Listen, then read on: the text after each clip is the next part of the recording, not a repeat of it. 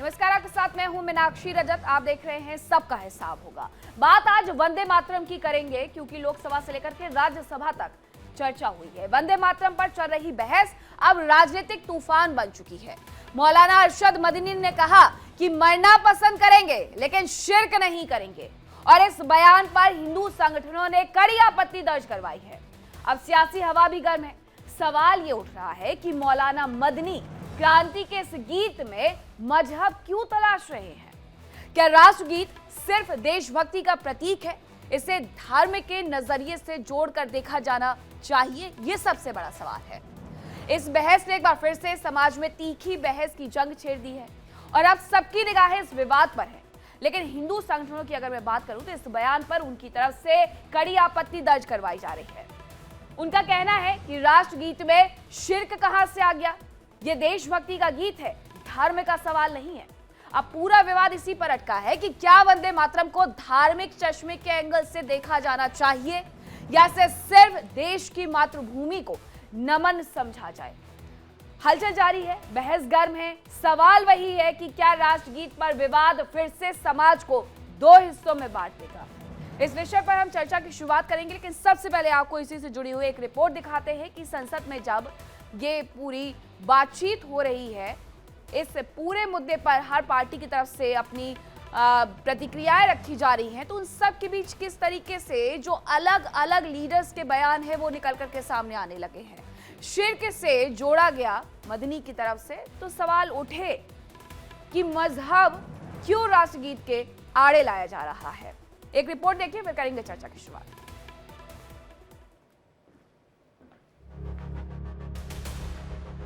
वंदे मातरम के टुकड़े कर दिए, लेकिन इतिहास इस बात का गवाह है कि कांग्रेस ने मुस्लिम लीग के सामने घुटने टेक दिए। बंगाल का चुनाव आ रहा है, हमारे प्रधानमंत्री अपनी भूमिका निभाना चाहते हैं उसमें। जवाहरलाल नेहरू जी ने वंदे मातरम के दो टुकड़े कर उसको दो अंतरों तक सीमित करने का काम। वंदे मातरम पर जारी सियासी घमासान के बीच एक बार फिर अरशद मदनी ने जहर उगला। हिंदू मुस्लिम के बीच बंटवारे की ऐसी नींव रख दी जिससे राजनीति का पारा हाई हो गया। सोशल मीडिया पर पोस्ट कर उन्होंने लिखा, वंदे मातरम के 4 श्लोकों में दुर्गा माता से देश की तुलना की गई, इसलिए उन्हें मरना कबूल है लेकिन शिर्क स्वीकार नहीं। कहा, वतन से प्रेम करना अलग बात है और उसकी पूजा करना अलग बात। वहीं AIMIM चीफ असदुद्दीन ओवैसी ने भी मदनी का समर्थन किया। बोला, गीत गाने पर मजबूर करना संविधान के खिलाफ है। साथ ही ये भी दावा किया कि वो अपनी मां की इबादत नहीं करते और न ही कुरान की भी इबादत करते हैं, क्योंकि इस्लाम में अल्लाह के सिवा कोई खुदा नहीं है।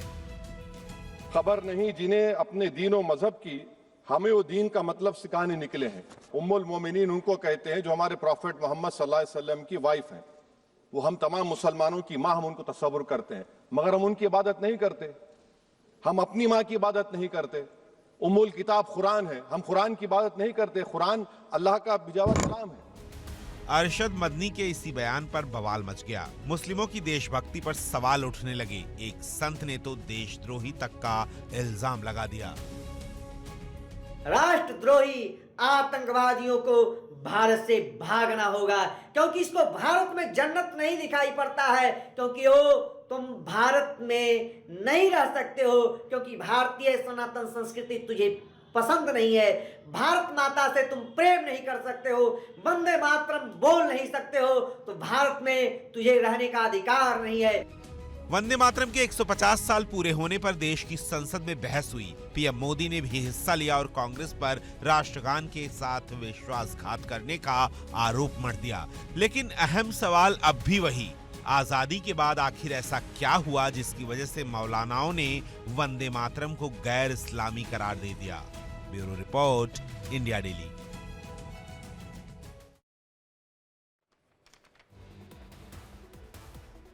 और कौन कौन से मेहमान हमारे साथ जुड़ रहे हैं, सबसे पहले उनका परिचय आपसे करवा देती हूँ। हमारे साथ रमनीश वत्स, नेता है बीजेपी के, जुड़ रहे हैं। आचार्य अरुण कृष्ण, हिंदू धर्माचार्य है, वो भी हमारे साथ जुड़ रहे हैं। मौलाना नदीमुद्दीन, चेयरमैन है AIUC के, वो भी हमारे साथ जुड़ रहे हैं। महबूब रजा और शेखर कुमार भी हमारे साथ जुड़ रहे हैं। सभी मेहमान हमारे साथ जुड़ चुके हैं। बहुत बहुत स्वागत है आप सभी का। इस चर्चा की करेंगे शुरुआत, लेकिन इसके साथ साथ सबसे पहले आज की बहस का सबसे बड़ा सवाल क्या है वो भी मैं आपको बता देती हूँ। लेकिन सवाल की तरफ बढ़े पहले एक बार फिर से समझ लीजिए कि आखिरकार हुआ क्या है, मदनी ने क्या कहा है इस पूरे मुद्दे पर। वंदे मातरम को लेकर के उनका कहना है कि हमें मरना कबूल है लेकिन शिर्क स्वीकार नहीं है। वंदे मातरम के 4 श्लोकों में देश की तुलना दुर्गा माता से की गई है। मुसलमान सिर्फ एक अल्लाह की इबादत करता है। वंदे मातरम का अर्थ है मुसलमान की धार्मिक आस्था के खिलाफ। गीत गाने के लिए मजबूर नहीं किया जा सकता और गीत गाने पर मजबूर करना संविधान के खिलाफ है। तो ये तमाम बातें उनकी तरफ से कही गई हैं और अब इस पूरे मुद्दे पर बहस भी हो रही है। तो हमारे साथ हमारे मेहमान जुड़ गए हैं, सीधे पहले उनका ही रुख कर लेते हैं। हमारे साथ आचार्य अरुण कृष्ण भी जुड़े हुए हैं, मौलाना नदीमुद्दीन भी जुड़े हुए हैं। तो मौलाना नदीमुद्दीन की तरफ मैं बढ़ूं, लेकिन उसके पहले सवाल क्या है वो जान लीजिए। क्रांति के गीत में अरशद मदनी को शिर्क यानी गैर इस्लामी क्यों नजर आता है, ये सबसे बड़ा सवाल है। और मौलाना नदीमुद्दीन से मैं सबसे पहले यही सवाल पूछने वाली हूँ। मौलाना नदीमुद्दीन, मुझे बस एक बात जाननी है कि स्वतंत्रता के पहले तक जब ये गीत लिखा गया था और उस वक्त जो मुसलमान इस गीत को गाते थे, क्या वो कम इस्लाम को मानने वाले थे या उन्हें इस्लाम आता ही नहीं था? मौलाना नदीमुद्दीन।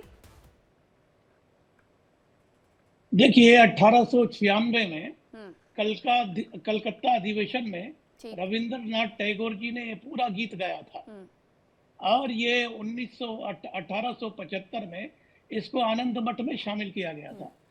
14 अगस्त 1947 को एक बहस हुई, संविधान सभा की बहस हुई। उसके बाद ये जनगण मन अधिनायक जय है राष्ट्रगीत राष्ट्र एंथम करार दिया गया और वंदे मातरम नेशनल सॉन्ग करार दिया गया। मौलाना अबुल कलाम आजाद, सुभाष चंद्र बोस और आचार्य नरेंद्र देव जी की एक समिति थी, जिसमें समिति ने कुछ हिस्सों पर जिनको एतराज था हटा दिया गया। उसके बाद वो जहां कहीं भी अधिवेशन हुआ वो पंक्ति पढ़ी गई और पढ़ते हैं। देखिए, वंदे मातरम सुजलाम सुफलाम मलयज शीतलाम शस्य श्यामलम मातरम वंदे मातरम। अब वंदे मातरम पर अगर मुसलमानों को ये एतराज है कि वंदे के मातरे वंदना है, तो मुझे लगता है कि हमें पुनः विचार करने की जरूरत है। वंदना के मतलब एक सलाम भी हो सकता है और मादरे वतन को सलाम करने में कोई एतराज नहीं।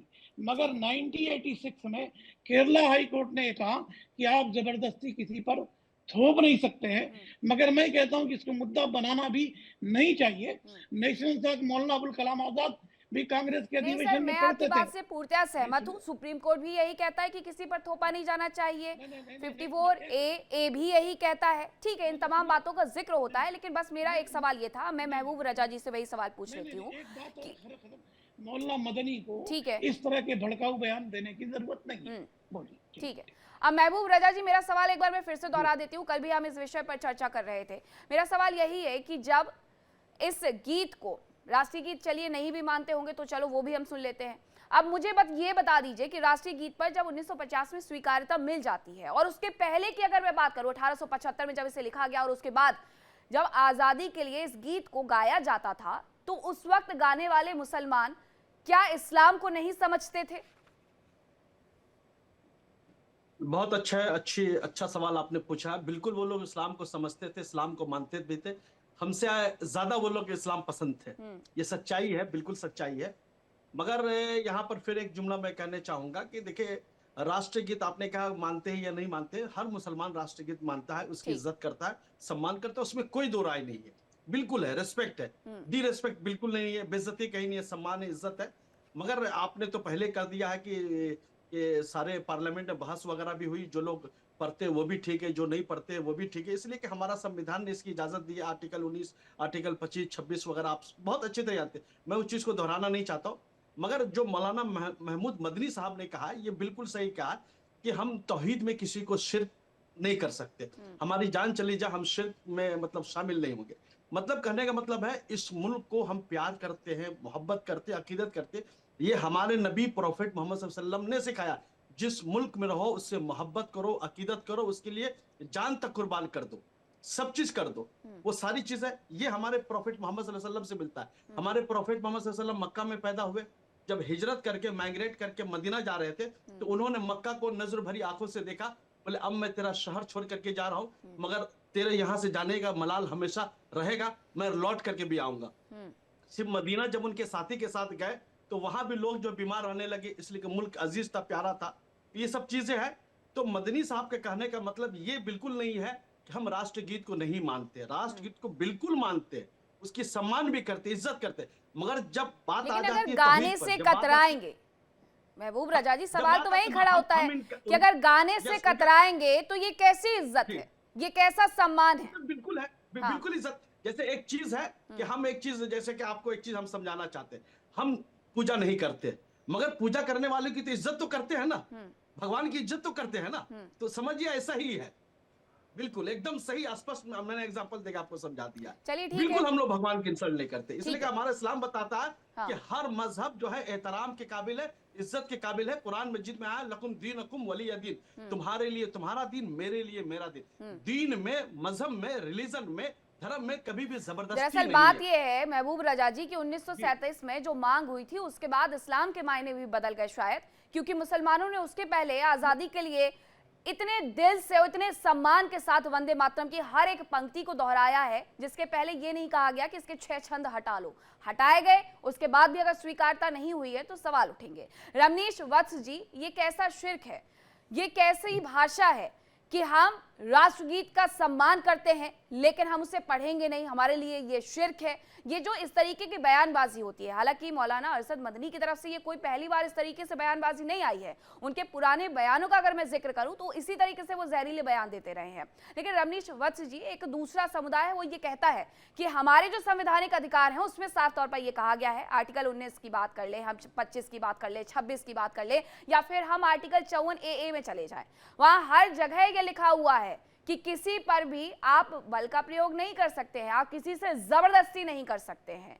तो रमनीश वत्स जी, फिर ये बार बार कहना कि आप वंदे मातरम गाइए गाइए गाइए, ये भी तो सही नहीं है।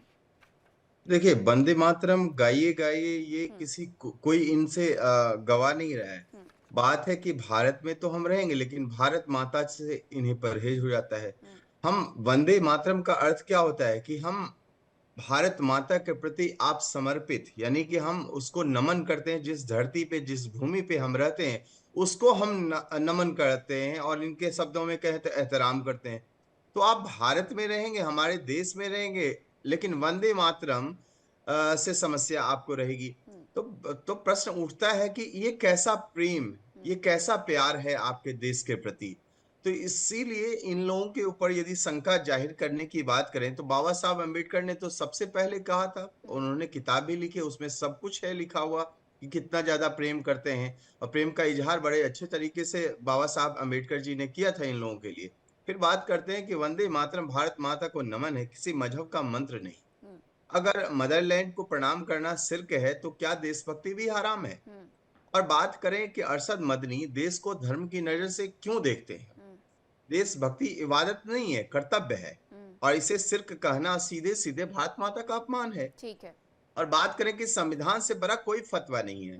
भारत का संविधान सबको राष्ट्रगीत का सम्मान करने का अधिकार और जिम्मेदारी देता है ना। धर्म के नाम पर इसका विरोध स्वीकार नहीं होगा। और फतवा फैक्ट्री को मुझे लगता है मदनी साहब बंद करें, देश संविधान से चलता है।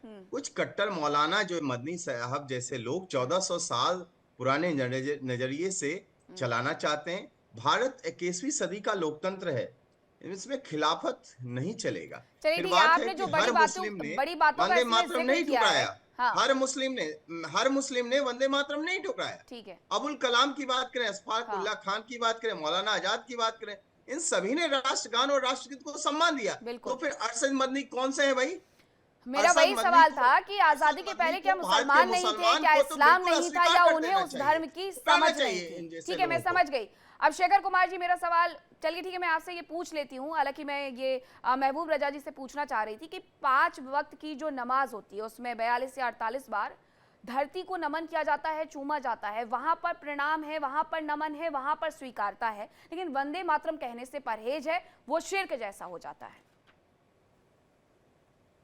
देखिए, नमाज के टाइम पर ये धरती को चूमा जाता है या क्या कहा जाता है, क्या सोचा जाता है, ये मेरा विशेषज्ञता का बिल्कुल, विषय मैंने नहीं। इसीलिए कहा कि मैं महबूब रजा जी तो से ये सवाल हाँ पूछूंगी, लेकिन मेरा जी, जो उसमें सवाल है वो आपसे यही है कि अगर आप हाँ, धरती को नमन करते हैं, लेकिन प्रणाम करते हैं, तो वहां मैं इस स्वीकारता मुद्दे क्यों पर नहीं है? मैं आपको बताता हूँ ठीक है। कि एक तो भारत के लिए एक बहुत गर्व का क्षण था जब कल संसद में इस बात पे बहस हुई।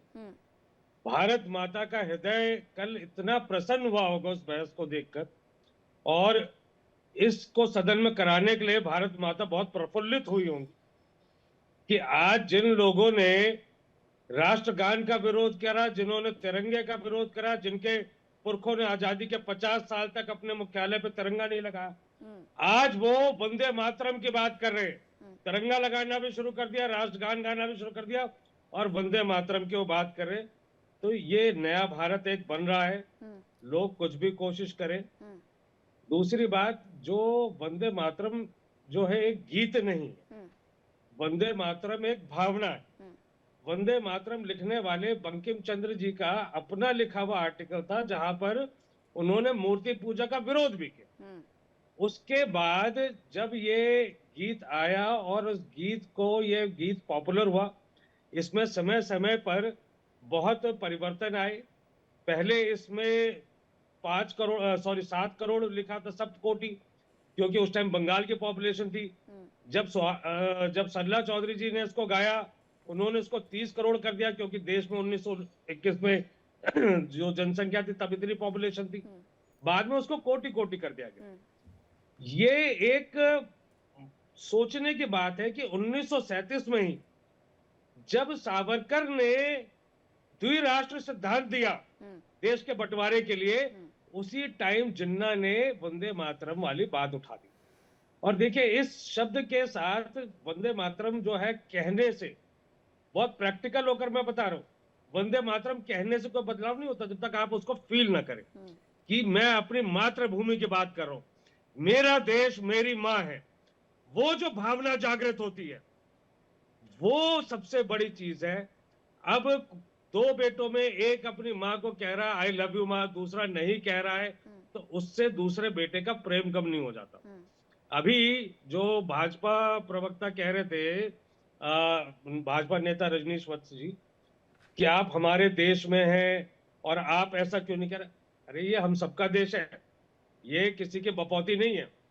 दूसरी बात कि इस मुद्दे पर सदन में जो कल बैकफायर हुआ है ये सत्ता पक्ष को, कि जब अखिलेश यादव, जब प्रियंका गांधी, जब गौरव गोगोई ने धज्जियां उड़ाई है सत्ता पक्ष के झूठे बातों की, तो उस टाइम पूरी सच्चाई सामने आ गई कि ये जो आज अपने आप को सुभाष चंद्र बोस, टैगोर जी, इन सबसे ऊपर मानने वाले, एक आगे टैगोर जी की नकल करके दाढ़ी रखने वाले, उनको कल औकात बता दी गई सदन में कि आपका ज्ञान क्या है इसके बारे में। वो अपने आप को ऊपर माने। ये जो लाइनें हटी हैं, कह रहे कांग्रेस ने हटाई है, उस कमेटी में तो टैगोर जी भी थे, उसमें सुभाष चंद्र बोस भी थे, तो क्या आप उन पे उंगली उठाना चाहते? आप हैं वो, आपके पुरखों ने आजादी में कोई योगदान दिया? आपके राजनीतिक पुरखों ने? ठीक, सिर्फ मुखबरी करते रहे।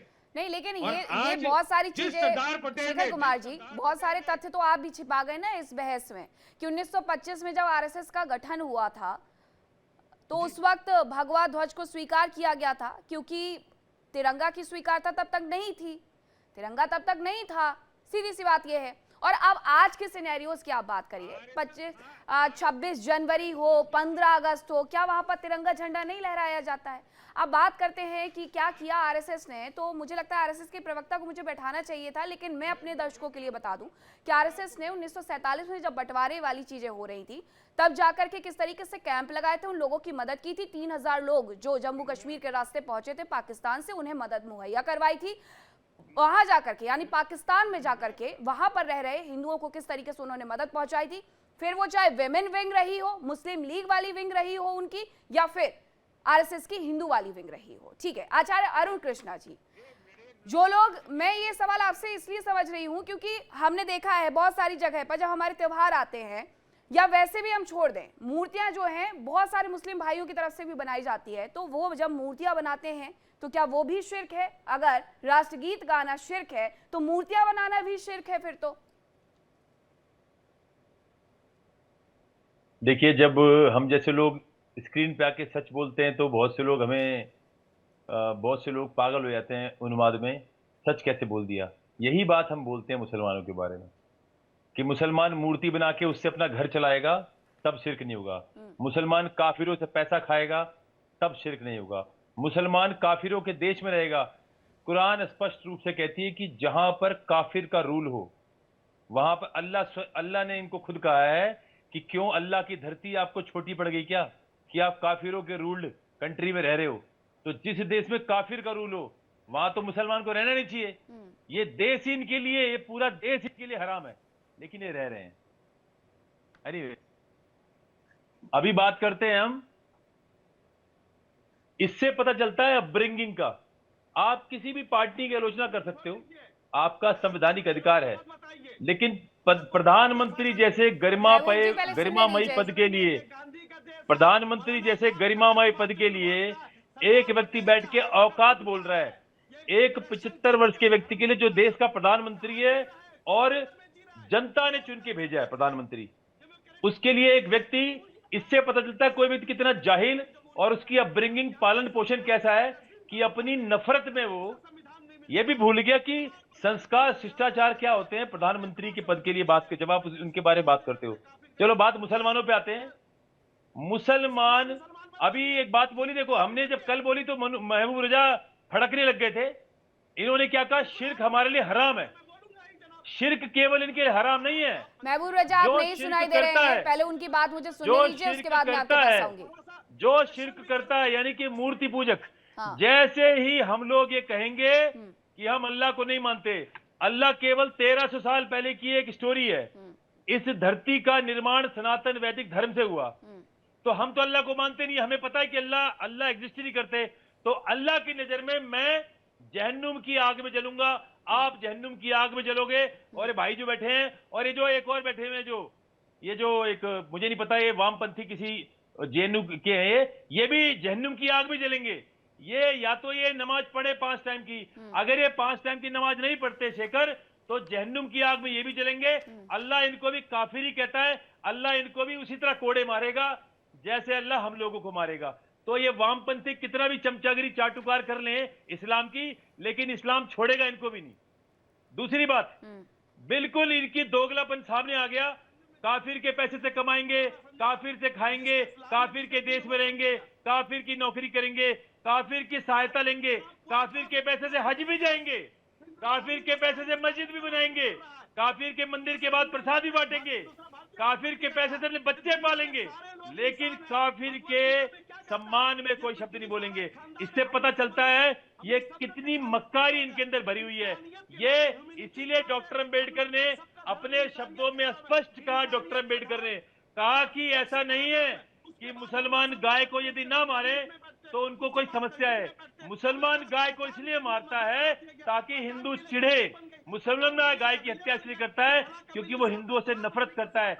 इसीलिए उन्होंने कहा था कि इस देश को सुनिश्चित करें, क्योंकि डॉक्टर अंबेडकर पार्टीशन नहीं चाहते थे, तो ये कह रहे थे कि सुनिश्चित करें कि मुसलमान इस देश से सारे निकाले जाए और सभी हिंदुओं को पाकिस्तान से भारत लाया जाए। अन्यथा जब तक मुसलमान इस देश में रहेंगे कभी भी इस देश के अंदर शांति स्थापित नहीं हो सकती, क्योंकि मुसलमान कभी भी किसी भी गैर मुस्लिम देश का वफादार नहीं हो सकता। इसी तरह मुसलमान इस देश का कभी वफादार नहीं है। अब हम जब सच बोलते हैं तो कुछ नफरती कीड़े सच सुन के दिल मिलाने लगते हैं, लेकिन सच यही है क्योंकि भगवान राम ने यही कहा है, सत्य में ठीक है आचार्य अरुण कृष्ण, आप तमाम बातों का जिक्र कर रहे हैं, कहाँ क्या कहा गया है। देखिए महबूब रजा जी, मैंने पहले भी आपसे कहा था, चिल्लाने का चीखने का कोई मतलब नहीं है। जब तक मैं उनकी पूरी बात नहीं सुनूंगी आपसे कोई जवाब नहीं लूंगी। अब महबूब रजा जी आप उनकी बात का जवाब दीजिए, बिल्कुल दीजिए, और उसके साथ साथ मुझे ये भी बताइएगा कि 5 बार की नमाज में अगर 40 बार से ज्यादा धरती माँ को आप प्रणाम करते हैं, चूमते हैं, तो फिर शिर्क कैसे हो गया वंदे मातरम कहना? महबूब रजा जी, आप बिल्कुल सही आपने सवाल पूछा है। देखिए, हम जो धरती को जो चूमते हैं ना, ये अल्लाह की बनाई हुई जमीन है, और हमारे नबी ने जिसको लेकर के हम लोग इस्लाम कबूल किया, उनका कहना है जिस मुल्क में रहो उस मुल्क से प्यार करो, मोहब्बत करो, अकीदत करो। हमारे नबी का फरमान हमारे लिए हुक्म होता है, हम उससे टल नहीं सकते। वो नबी जो फरमा दिया वो हदीस है। दो ही चीज को मुसलमान मानता है, या तो कुरान को या हदीस में। हदीस में क्या लिखा हुआ या प्रोफेट ने क्या बताया। तो हमारे नबी ने फरमा दिया कि आप नमाज पढ़ो, तो देश की मिट्टी को चूमो और इसी जब मर जाओ तो इसी देश की मिट्टी में दफन हो जाओ। और क्या कहेंगे भाई, देश के लिए कितनी कुर्बानी पेश करेंगे भाई। जब पैदा हुआ तो इस मुल्क में, जब इस दुनिया से जा रहे हैं तो इस मुल्क की धरती को चूम रहे। अरे हर जगह महबूब रजा अंतिम संस्कार की प्रक्रियाएं अलग होती हैं, फिर दफन तो उस तरीके से भी होते हैं। आप पता नहीं कहाँ की बात कहाँ लेकर के चले गए। मौलाना नदीमुद्दीन जी, जब बात आती है वंदे मातरम की तो बात आती है सारे जहां से अच्छा हिंदोसिता हमारा। उसकी एक लाइन है, ए आब ए रौद ए गंगा। तो इसमें फिर गंगा के अर्थ को हम क्यों ले रहे हैं? अगर इतनी ही दिक्कत है हिंदू के शब्द से, धार्मिक शब्दों से, वंदे मातरम कहने से, वंदे मातरम कहकर के भारत माता को नमन करने से, तो माँ गंगा का जिक्र कैसे कर दिया 1904 में? देखिए सुनिए, गंगा हो जमुना हो, समझे, इसका सबका जिक्र है। अभी जो हिंदू शब्द आया है वो तो बाहर से जो लोग आए उनको सिंधु के बजाय वो हिंदू हो गया। उसके परिभाषा में आपने कहा कि हम जमीन पर सजदा करते हैं, जमीन पर सजदा करते हैं, मगर जमीन को खुदा नहीं कहते हैं। किसी मुसलमान एक अल्लाह को मानता है। अच्छा ठीक है, मौलाना नदीमुद्दीन जी मुझे ये बता दीजिए कि क्या, आपसे मैं इसलिए पूछ रही हूँ, मौलाना लिखा हुआ है अब आपके नाम में, अब आप ये बात ज्यादा अच्छे से मुझे समझाएंगे और दर्शकों को भी समझाएंगे कि क्या सच में इस्लाम में इबादत होती है, पूजा होती है वहां पर, या सिर्फ प्रार्थना होती है? और क्या इनके मायने अलग अलग नहीं है? तो पूजा तो वैसे भी नहीं होती है, प्रार्थना ही होती है। वैसे क्रिश्चियन में भी यीशु की प्रार्थना होती है, पूजा नहीं होती है। तो अगर बात पूजा की आती है तो पूजा तो सिर्फ हिंदू पद्धति में हो रही है ना? नहीं देखिए, हमारे पास जो है लफ्ज इबादत का लफ्ज है, सोम का लफ्ज है, सलात का लफ्ज है। सलात के माने नमाज, नमाज के माने इबादत, समझे। तो हम इबादत करते हैं। अब रहा सवाल कि हम जमीन को खुदा नहीं कहते, हम इबादत करते हैं। अभी बीजेपी के प्रवक्ता जो है गले फाड़ के कह रहे हैं कि हमारी देशभक्ति पर सवाल कर रहे हैं। अरे तो जंग आजादी में अंग्रेजों के मुखबिर थे। 1925 में आरएसएस का स्थापना हुआ और जब गांधी जी ने कहा भारत छोड़ो तो आरएसएस उसके विरोध में था। और आरएसएस ने तो 50 साल तक भारत के तिरंगे को लहराए नहीं, फहराए नहीं। लाखों मुसलमान इस देश में बलिदान दे दिया अपने देश को बचाने के लिए। इनकलाब जिंदाबाद किसका नारा था? मौलाना हजरत मोहानी। भारत छोड़ दो मेहर अली, ऐसे बहुत सारे मुसलमान थे जिन्होंने देश का बलिदान दिया। एक काफिर का चक्कर है। अरे मौलाना नदीमुद्दीन, मैंने शुरुआत ही वहीं से की थी। अगर आप इंकलाब जिंदाबाद की बात करते हैं तो हर हर महादेव से लेकर के इंकलाब जिंदाबाद तक 1857 की क्रांति में एक साथ गूंजा था, तो वंदे मातरम एक साथ क्यों नहीं गूंज सकता है? फिर चलिए मैं आपको एक और जानकारी देती हूँ। 1923 से 1940 में कांग्रेस के अध्यक्ष मौलाना अबुल कलाम अपने भाषणों में वंदे मातरम के नारे का समर्थन करते थे, बाकायदा अपनी कुर्सी से उठते थे। उनका यह मानना था कि आजादी की भावना का यह प्रतीक है। खान अब्दुल गफ्फार खान खुद वंदे मातरम बोलते थे, कांग्रेस के मंचों पर इसका उच्चारण सामान्य तरीके से करते थे। उनका कहना था कि भारत की मुक्ति के लिए जो भी प्रेरणा दे वो हमारा है। खिलाफत आंदोलन और कांग्रेस के बड़े नेता रहे हकीम अजमल खान दिल्ली में 1919 से 1922 के बीच सभाओं में वंदे मातरम का नारा लगाते थे, विरोध नहीं करते थे। वंदे मातरम के नारे पर सम्मान से खड़े हो जाते थे। रफी अहमद किदवई उत्तर प्रदेश के कांग्रेस के बड़े नेताओं में से एक उनका नाम रहा है। वो खुद भी अपनी जीवनी में लिखते हैं कि इसे राष्ट्रीय पुकार माना गया है। 1930 से 40 के कांग्रेस कार्यक्रमों में वंदे मातरम का जयघोष करते थे और सभाओं में इसका गुणगान भी करते थे। और इसके साथ ही नेता अब्बास तैयब जी, जो कि गांधी जी के काफी करीबी रहे हैं, कांग्रेस अधिवेशन में वंदे मातरम के साथ शुरुआत करवाते थे। 1920 और 30 की रिपोर्ट में इसका उल्लेख भी मिलता है। 1857 के विद्रोह में प्रयागराज में जो नेतृत्व हो रहा था मुस्लिम क्रांतिकारी मौलवी लियाकत अली द्वारा, हर हर महादेव वो कहते थे। अरे जब इन्होंने इतना सब कर दिया तो मुझे बताइए कि इनकी जो देश प्रेम रहा है, ये देश प्रेम क्या मौलाना मदनी के देश प्रेम से ज्यादा बड़ा है, जिन्होंने आज तक नफरती बयान दिए हैं, अल्लाह और ओम को एक जैसा बताते हैं। फिर अगर अल्लाह और ओम को एक जैसा बताते हैं तो वंदे मातरम को शिर्क क्यों कहते हैं? उन मस्जिद मंदिर को नजरअंदाज करो जो तोड़ करके बनी है, कहते हैं। मुसलमानों के प्रति भेदभाव और नेतृत्व से वंचित होने का वो दावा करते हैं। उनकी तरफ से कौन सा अच्छा बयान आया है? तो मौलाना अरशद मदनी क्या इनसे बड़े देशभक्त हो गए हैं जिन लोगों ने अपनी जान गंवा दी, जिन लोगों ने अपना सब कुछ कुर्बान कर दिया, जिन लोगों ने वंदे मातरम को सिर्फ और सिर्फ राष्ट्र की पुकार माना? इनका इस्लाम और इन सभी का इस्लाम कितना ऊपर हो गया और कितना अलग हो गया? मौलाना नदीमुद्दीन। नहीं, देखिए, आप जो बता रही हैं हकीम, अभी अजमल को आपने छोड़ दिया। बहुत सारा इतिहास का मैं जानकार हूँ, मुझे आप सबक मत सिखाइए। मेरे बोलने का सबक नहीं सिखा रही हूँ मैं, आपको बस बता करके एक सवाल पूछ रही हूँ कि मौलाना मदनी का ये जो बयान है शिर्क कह देना, वो भी राष्ट्रगीत को, तो उनका इस्लाम कैसे अलग हो गया इन तमाम स्वतंत्रता सेनानियों से? बस मुझे इतना बता दीजिए। देखिए, किसी देश के मुसलमान ने कभी भी राष्ट्रगीत का सम्मान किया है और उसके विरोध में नहीं रहे, गाया भी सवाल ये सुनिए, सवाल ये है कि देश के संविधान ने कहा, इजाजत दिया है कि आप उस गीत को गाएं ना गाएं। गीत गाने से ही अगर देशभक्त कोई होता है तो स्विस बैंक में कितने खाते पड़े हुए हैं, कितने देश के आजादी के बाद कितने देश के लुटेरे हैं, महवल चौकसी से लेकर के कौन कौन भाग गए, वो सब तो वंदे मातरम कहते। ये बैठे हुए कह रहे हैं कि हमारा देश है, चोल राजा कहाँ से आए, आर्यन कहाँ से आए, ये दांत फाड़ करके हंस रहे हैं, इनको शर्म नहीं। आवाज थोड़ा बढ़ाइए। मैं दांत फाड़ के हंस रहे हैं। क्या इस्लामी मुल्कों में हिंदू जाकर के नहीं आते हैं? ये मुल्क ना हिंदू का है न मुसलमान का है, सबका है।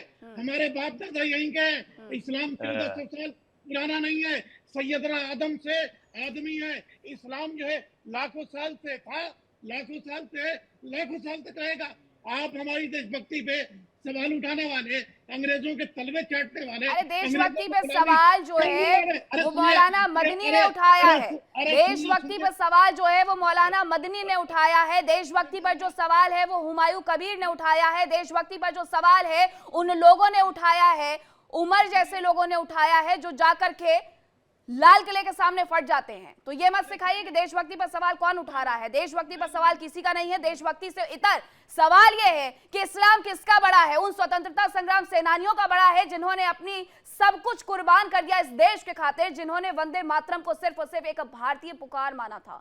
और उनका बड़ा है जो ये कहते हैं कि ये शिर्क है। और क्यों ना कहा जाए कि मौलाना मदनी कट्टरता की निशानी है, कट्टर होते जा रहे हैं। उनकी तरफ से बयान हमेशा ऐसे आते हैं मौलाना नदीमुद्दीन।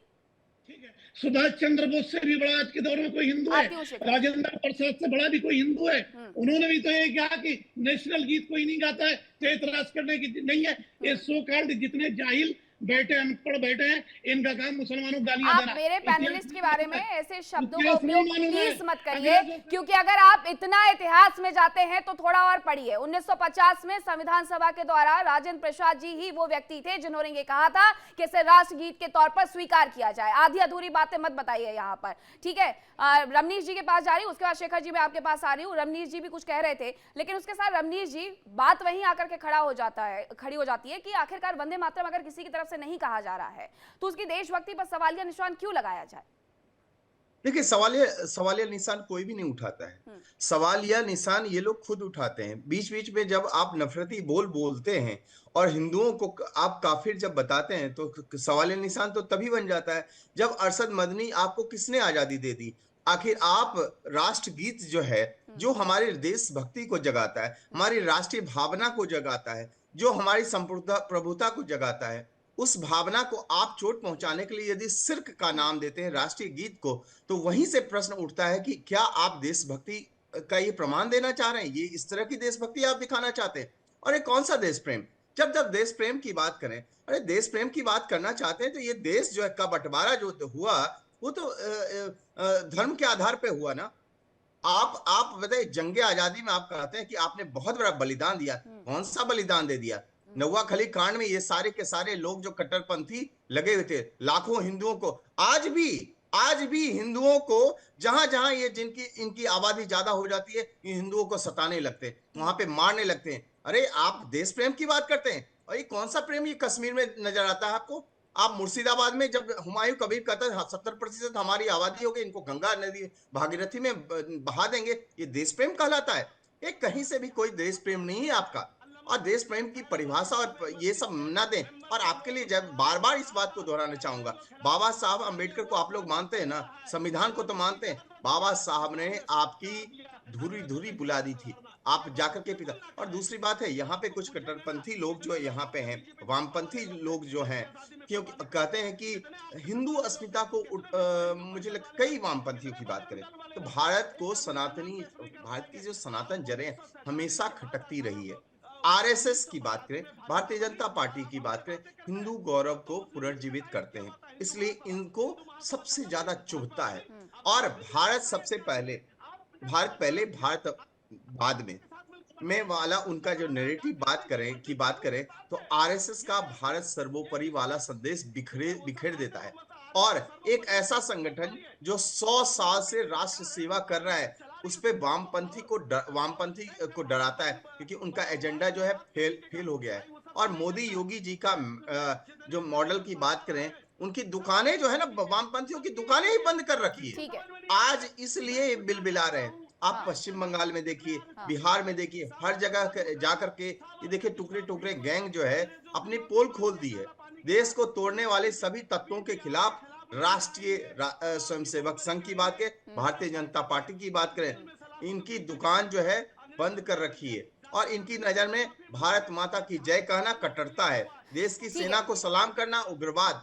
और राष्ट्रीय स्वयंसेवक संघ की बात करें, भारतीय जनता पार्टी की देशभक्ति इन्हें बौना कर देती है। चलिए ठीक है, मैं इनसे पूछूंगी भी कि सरकार जो नियम कायदे बनाती है उस सब पर ये खिलाफत क्यों करते हैं, मैं इनसे पूछूंगी भी। लेकिन शेखर कुमार जी बहुत देर से कुछ कहना चाह रहे थे, लेकिन शेखर कुमार जी इसके साथ एक सवाल भी जोड़ देती हूँ कि प्रधानमंत्री नरेंद्र मोदी ने जब अपना वक्तव्य रखा था तो क्या उन्होंने एक बार भी ये कहा कि किसी मुसलमान की तरफ से वंदे मातरम का जिक्र नहीं किया जाता है, वो हमें कमजोर करता है, बल्कि उनकी तरफ से ये कहा गया कि वंदे मातरम की वजह से आज हम सब यहाँ बैठे संसद में बैठे हुए हैं। जब वहां पर इस तरीके से कटाक्ष नहीं किया गया तो मौलाना मदनी को आगे आकर के शिर्क और इन तमाम बातों का जिक्र करने की क्या जरूरत थी कि मर जाएंगे वंदे मातरम नहीं गाएंगे? देखिए, मेरा ये कहना है कि इस पूरे मुद्दे पे मदनी साहब ने जो कुछ भी कहा, कोई भी चाहे हिंदू हो चाहे मुसलमान हो, जब वो कट्टरता की तरफ जाता है तो वो मुझे लगता है कि देश के लिए बहुत नुकसानदेह है। लेकिन उससे ज्यादा बड़ी बात, वामपंथी भी तो नुकसानदेही है। आप जैसे वामपंथी जो है, कहीं से भी देश में कोई किसी तरह का सहयोग की प्रवृत्ति आप लोगों की नहीं रहती है। कैसे कट्टरता को परोसा जाए, कैसे हिंसा और अराजकता को फैलाया जाए, इस तरह की बातें आप लोग करते रहते हैं। अब कांग्रेस पार्टी इतनी अच्छी थी तो 6 में से वंदे मातरम में 6 में से 4 पद क्यों हटा दिए थे? ठीक है रमेश जी, उसका उनके लिए उनका अलग मत है। उनका कहना है कि उस पूरे पैनल में 4 और भी मेंबर थे, सिर्फ पंडित जवाहरलाल नेहरू को आप जिम्मेदार नहीं ठहरा सकते हैं। अब शेखर कुमार जी अपनी बात एक बार पूरी कर लें, उसके बाद आप रखिएगा अपनी बात। ठीक है शेखर कुमार जी बोलिए। भगत सिंह की नौजवान सभा और सुभाष चंद्र बोस की आईएनए में कोई भी ऐसा व्यक्ति जो हिंदू महासभा, आरएसएस या मुस्लिम लीग का सदस्य हो, उसका प्रवेश प्रतिबंधित था। और इनकी ये जो अभी एक विदूषक वाली बातें करने वाले जो मुसलमानों को गाली देने वाले हैं, आपने अभी जो इतनी लंबी फेहरिस्त बताई आजादी के आंदोलन में मुसलमानों की, ये जो विदूषक जो है उसके बाद भी मुसलमानों के लिए इतनी बातें देश तोड़ने वाली कर रहा है, मुझे लगता है मदनी से ज्यादा खतरनाक तो ये आदमी है। लेकिन ये सब बातें क्या 1937 की पहले नहीं थी शेखर कुमार जी? क्या 1937 के पहले ऐसा नहीं होता था? 1937 के बाद क्या हुआ है वो आप और मैं और इस पैनल में बैठे हुए तमाम व्यक्तियों के द्वारा बहुत अच्छे से जाना जा रहा है। आज इन्हें सरदार पटेल, जिन्होंने आरएसएस प्रमुख को जेल भिजवाया, जिन्होंने आरएसएस को बैन करा, आज मजबूर हो गए। इस देश की ताकत है कि सरदार पटेल की सबसे बड़ी मूर्ति में 26 जनवरी गणतंत्र दिवस में आरएसएस को न्योता भी दिया गया था। इस बात को भूल गए क्या? और इंदिरा गांधी जी ने बहुत बार जो है ना इस बात का जिक्र किया था, आरएसएस की प्रशंसा की थी। चाहे राजीव गांधी की बात करें, आजादी की लड़ाई में तुम्हारे पुरखे, आजादी की लड़ाई में ये सुनिए, आगा खां पैलेस में, नेहरू जी आगा खां पैलेस में 4 नौकरों के साथ वो आजादी की लड़ाई लड़ रहे थे वहां पे। अरे आप लोगों की बात करी जाए, खास करके नेहरू की और कांग्रेस की, किसी भी तरह का कोई आजादी में योगदान नहीं रहा, और जिसका योगदान रहा उसको मिटा दिया गया। अरे उसको तुम उसको देश से सच्चाई मिटा का दिया सामना गया, करो, उनका देश बांटने इतिहास वालों, मिटा दिया गया। देश रानी बांटने वालों, लक्ष्मीबाई सच्चाई का सामना करो। अहिल्याबाई शेखर होलकर कुमार को जी, नहीं पढ़ाया जाता। शेखर कुमार जी, जब आपके नाम के साथ राजनीतिक विशेषज्ञ लिखा हो ना, तो आपकी ये अधूरी जानकारियां हमारे दर्शकों के लिए बहुत हानि पहुंचा सकती हैं। शेखर कुमार जी, आपसे इस तरीके की उम्मीद कतई नहीं की जा सकती है। आप दोनों ही इतिहास को जानते हैं। एक इतिहास वो भी है कि आरएसएस को कभी भी नेशनलिस्ट माना ही नहीं गया है, नहीं माना गया है, तो फिर उसके बाद तिरंगा की बात नहीं होनी चाहिए, राष्ट्रगान की बात नहीं होनी चाहिए, राष्ट्रगीत की बात नहीं होनी चाहिए। अगर आप ये कहते हैं कि आरएसएस पर बैन लगाने की बात होती है, तो शेखर कुमार जी ये भी बताइए कि आरएसएस से मदद भी मांगी जाती है, गणतंत्र दिवस पर उन्हें इनवाइट भी किया जाता है, और यही रमनीश वत्स जी कह रहे हैं। आधी अधूरी जानकारी नहीं शेखर कुमार जी, बात रखिए, पूरी रखिए, वही बात कह पूरे रहा हूं। वक्त के साथ रखिए, लेकिन बात सच्ची जो रखिए। बातें मैंने कही, हाँ, रजनीश वत्स जी है और अरुण कृष्ण जी एक बात भी मेरी अगर डिनाई करके बता दे तथ्यों के आधार पे कि आजादी की लड़ाई में भगत सिंह की नौजवान सभा और सुभाष चंद्र बोस के आईएनए में इनका प्रवेश प्रतिबंधित था या नहीं, द्विराष्ट्र सिद्धांत सबसे पहले, जिन्ना से पहले लाल बहादुर सावरकर ने शास्त्री दिया का या नहीं योगदान दिया, था। जिन्ना लाल और बहादुर सावरकर शास्त्री का वही थे। योगदान था ना। आज अमित शाह और ओवैसी है। आकस्मिक मृत्यु आज कैसे भी हो आप जाती इसी पे है? राजनीति कर रहे हो। आज भी आकस्मिक आप मृत्यु मुसलमानों कैसे को हो गाली जाती दे रहे है? हो। अब मुद्दे आज को आप तक भटका रहे हैं आज रमनीश तक जी। आज तक पता नहीं चला।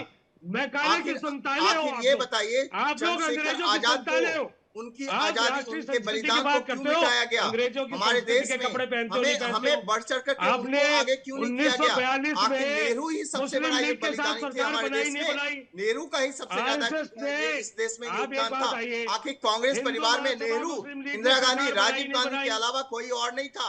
आज देश में ज्यादातर आप इंस्टीट्यूट कांग्रेस खानदान के नाम पे, खास करके गांधी परिवार के नाम पे आखिर क्यों है? हमें इस बात का क्षोभ होता है, हमें इस बात का दुख होता है कि जिसका देश के प्रति आपके कोई भी कर्म किसी ऐसे तरह नहीं का कोई थे योगदान कि नहीं आपके रहा, नेताओं के योगदान नाम भी पर रहा हो। तो वो सनातन किस को मुखबरी दोहन टाइप करने को का, भी इंस्टीट्यूट हमारी होगा आपके भारतीय नाम पर? संस्कृति को दोहन करने का, कोई जिसका मुखबरी का सबसे ज्यादा इंस्टीट्यूट बनाया जाएगा योगदान आपके रहा, नाम पर?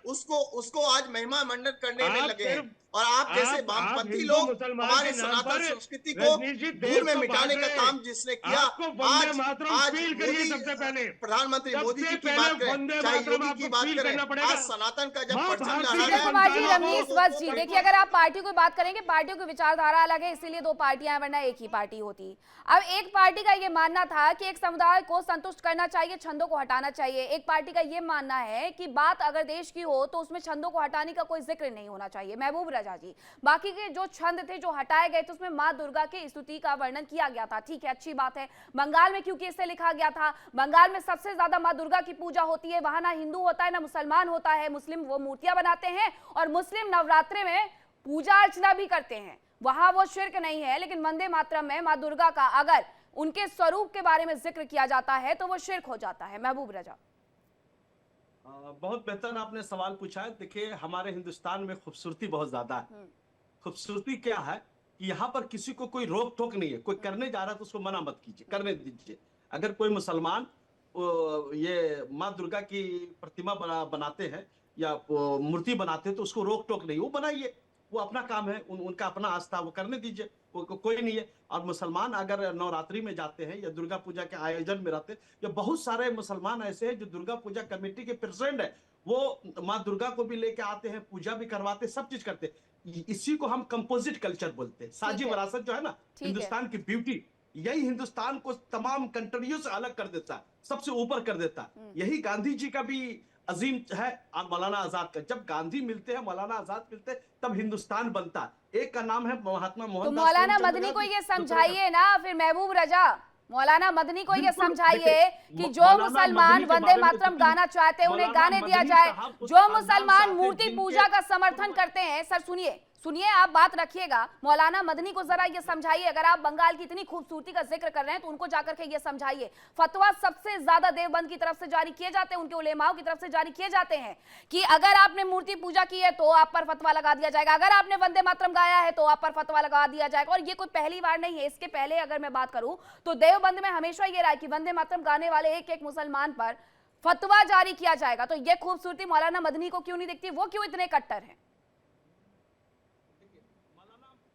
साहब का जो खानदान आता है ना, वो आजादी के फ्रीडम फाइटर का खानदान आता है। इनके दादा, इनके पूर्वज, सब ने आजादी के लिए अपना सब कुछ कुर्बान कर दिया। ये आप बहुत अच्छी तरीके से जानते हैं, बताने की जरूरत नहीं है, ये वो खानदान से आते। दूसरी बात, ये इस्लामियात के माहिर लोग हैं, ये फिक के माहिर है, ये हदीस के माहिर है, ये कुरान मजीद के माहिर, तो इनके ऊपर इस्लाम की कुछ जिम्मेदारियां, तो अगर ये मुबल्लिग है इस्लाम के रिप्रेजेंटेटिव है, तो ये लोग अपनी बातें रखते हैं कि इस्लाम ने ऐसा कहा, ये बातें हर जगह रखते हैं। मगर मैं एक समझे इस्लामी स्कॉलर हूँ, तो हमारी अपनी नजरिया, हम अपने नजरिया के एतबार से पेश करते अरे हैं। कट्टरपंथी स्कॉलर बताइए, इस्लामिक स्कॉलर जो होता है, कम से कम विद्वता तो लेकर के आइए। ये यहाँ पे आप कट्टरपंथी विचारधारा को परोसते हैं और आप अपने आप को मुस्लिम स्कॉलर बताते हैं। आप में से आज तक किसी ने आईएस, अलकायदा, तालिबान, लश्कर तैयबा ने जिहाद शब्द को हिंसा, आतंक और युद्ध के रूप में तोड़ मरोड़ कर इस्तेमाल किया? आप ऐसे लोगों को आप बताइए कि समर्थन नहीं करते हैं क्या? शर्जील इमाम जैसे लोगों को आप समर्थन नहीं करते हैं क्या? आप बताइए, अफजल गुरु हम शर्मिंदा है, तेरे पापी जिंदा है, नारे लगाने वाले, छाती पीटने वाले आप ही लोग थे ना। यासीन मलिक को आप लोग सुशोभित करने वाले नहीं थे। कश्मीर, जम्मू कश्मीर को आपने हिंदू विहीन कर दिया, उसके बाद आप अपने आप को देश प्रेम जगाने चाहते हैं। आप मदनी उस समय कहाँ था? मदनी जब कश्मीर से हिंदू जो है, हिंदू जब पलायन हो रहे थे, तो उस समय मदनी कहाँ थे? बंद करिए दोगलापंथी। मदनी का काम एक ही है, बस और बस एक कट्टरपंथी विचारधारा को परोसना और जिहादियों को तैयार करना, और लव जिहाद के नाम पे, चाहे लैंड जिहाद के नाम पे, खून जिहाद के नाम पे, ये सारे के सारे जिहाद जो है उसको कैसे प्रश्रय दिया जाए और ये पूरे भारत देश में बात की जाए। भारत देश में जिहादियों ऐसे ना आरोप प्रत्यारोप लगा करके आप ये नहीं साबित कर सकते कि कौन कितना हिंदूवादी, कौन कितना राष्ट्रवादी और कौन कितना कट्टर।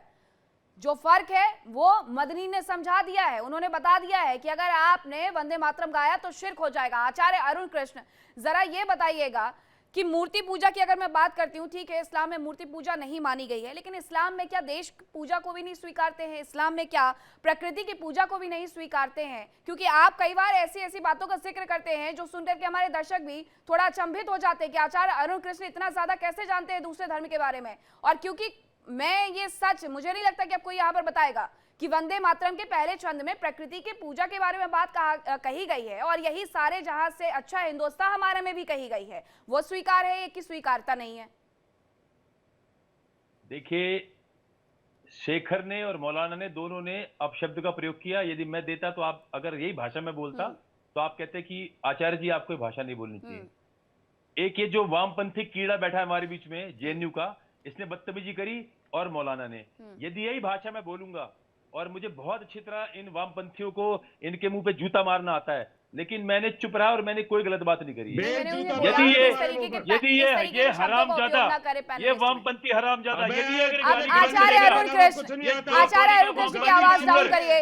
आचार्य अरुण कृष्ण, या तो आप सुनिए, और अगर आप नहीं सुन सकते हैं तो इस तरीके की बदतमीजी नहीं। मैंने उन्हें भी पहले बोला था कि इस पैनलिस्ट में, इस पैनल में बैठे हुए किसी भी व्यक्ति से किसी भी तरीके से अब शब्दों का इस्तेमाल नहीं किया जाएगा। आचार्य अरुण कृष्ण, मैं आपसे सवाल नहीं लूंगी। मैं आपको कई बार समझा चुकी हूं और एक बार फिर से समझा देती हूं कि इस पैनल में बैठे हुए कोई भी व्यक्ति, अगर आप शाम 7 बजे की इस डिबेट में आ रहे हैं, इंडिया डेली पर आ रहे हैं, तो मेरे चैनल में बैठ करके, मेरे मंच का उपयोग करके इस तरीके की बातों का कोई भी उपयोग नहीं करेगा। नहीं, आचार्य अरुण कृष्ण, ये स्वीकार नहीं है। अगर मौलाना नदीमुद्दीन की बात स्वीकार नहीं है, शेखर कुमार की बात स्वीकार नहीं है, तो आपकी बात भी स्वीकार नहीं है। मौलाना नदीमुद्दीन, इस पूरे घटनाक्रम में बस बात सिर्फ इतनी है कि जो मुसलमानों को भड़काने का काम देवबंद की तरफ से किया जा रहा है, क्या वो ठीक है? देखिए, मैं कहता हूं कि वंदे मातरम जब सब छूट है कि कोई पढ़े ना पढ़े तो उस पर डिबेट का क्या मतलब है?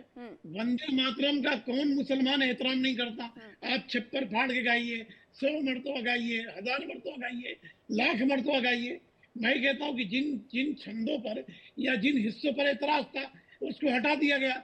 मौलाना अबुल कलाम आजाद ने कहा कि अब एतराज की कोई गुंजाइश नहीं, तो बात यही खत्म हो गई। ये कोई जरूरी नहीं। मीनाक्षी जी, आपने कहा ना अभी,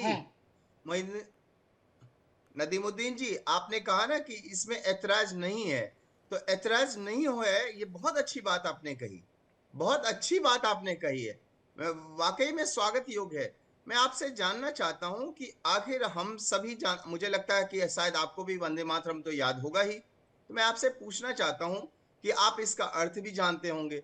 यदि अर्थ आप जानते, इसमें कहां से आपको लगता है कि वंदे मातरम यदि हम गाएंगे तो हमारा धर्म जो है वो भ्रष्ट हो जाएगा? आपको ऐसा लगता है? नहीं देखिए, किसी का धर्म भ्रष्ट होने वाला नहीं है। मैं ये नहीं मानता कि किसका धर्म नहीं है, सुनिए नहीं है तो मदनी को ऐसा क्यों लगता है सिर्फ है ये वंदे मातरम? अरे सुनिए पहले मेरी पूरी बात सुनिए। मदनी ने क्या बोला है ठीक है, अलग बात है, मगर मैं कहता हूँ कि आपकी सरकार कैसे है फिर? अरे सुनो तो भाई, कैसे है फिर? अरे सुनिए, आप कैसे आपके धर्म संसद में गालियां दी जा रही है, आपके मंत्री क्या क्या बोल रहे हैं नीतीश। अरे आप जाते तो है नहीं है मौलाना नदीमुद्दीन, कौन सी धर्म संसद में चले गए आप? मौलाना नदीमुद्दीन कौन सी धर्म संसद में चले गए आप? आज तक जितनी भी धर्म संसद हुई है उस समय मैं वहां पर खड़ी हुई थी एज ए रिपोर्टर। हाँ, ये जितने देखिए हिंदुओं में जितने भड़काने वाले लोग हैं, कभी कार्रवाई नहीं होती। तो आप ये मानते हैं कि मदनी की तरफ से जो बयान दिया गया है वो भड़काऊ बयान था, बांटने वाला बयान था, आप ये मानते हैं? बस इतना बता दीजिए। नीतीश राणा जो बोल रहा है भड़काऊ बयान आप मानते हैं? अरे मैं मदनी का पूछ रही हूँ ना सर। अरे मैं नीतीश राणा का पूछ रहा हूँ। हाँ, आप बताइए। अरे मदनी का टॉपिक है ना ये। वंदे मातरम पर अगर वो शिर्क कह रहे हैं तो ये भड़काऊ है या नहीं है? नहीं, नीतीश राणा जो गालियां दे रहे मुसलमानों को, भड़काऊ बयान है नहीं? हाँ। बोलिए। मैंने नहीं सुना उनका बयान, अब बताइए। आपने मदनी का बयान तो सुन लिया, अब बताइए। मैंने भी मदनी का बयान नहीं सुना। अरे सर, आप डिबेट में आने से पहले अगर मदनी का बयान नहीं सुन पाए तो फिर 1 घंटे तक पता नहीं क्या कर रहे थे इस डिबेट में मेरे साथ बैठ करके। खैर, आप सभी का बहुत शुक्रिया मेरे साथ जुड़ने के लिए, इस चर्चा का हिस्सा बनने के लिए। वक्त इतनी इजाजत देता है।